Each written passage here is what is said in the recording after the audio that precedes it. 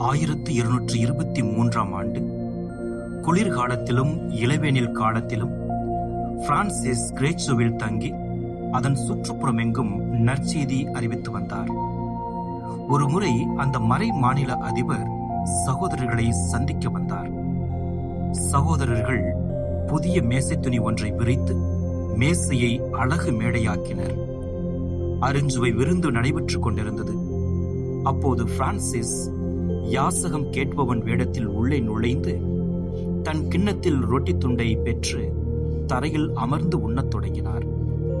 அழகாக்கப்பட்ட மேசை தன்னை போன்ற ஏழைகளுக்கு தகுதியற்றது. நமக்கு யாசகம் தருபவர்கள் பலர் ஏழைகளாக வாழும்போது அவர்களின் உழைப்பில் ஆடம்பர வாழ்வு நடத்துவது அவசியமற்றது என்பதை தம் செயலால் எடுத்து காட்டினார். இவ்வாறு தேவைப்படும் போது இடித்துரைக்கவும் கடிந்துரைக்கவும் பிரான்சிஸ் தயங்கவில்லை. இயேசுவின் பிரசன்னம் பிரான்சிஸை முழுமையாக நிறைத்து நின்றது. எனவே உலக மதிப்பீடுகளுடன் அவரால் சமரசம் செய்ய முடியவில்லை என்று செலானோ தாமஸ் சான்றுரைக்கின்றார்.